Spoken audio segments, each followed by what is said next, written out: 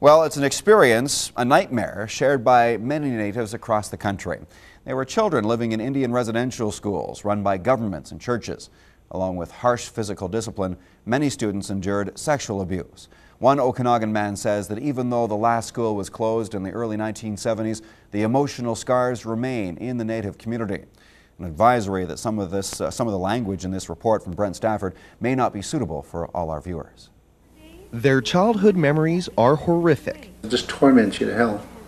Haunting memories of physical, emotional, and sexual abuse. Most suffered at the hands of the priests and nuns who ran the native residential school system. The residential schools were set up in the 1800s in an attempt to assimilate natives into white society. The idea was to remove native children from their communities and eradicate their culture and language. The beating that we took for speaking our language, we used to get severely beaten.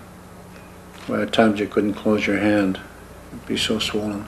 But the loss of language and culture through brutal acts of violence was only the beginning.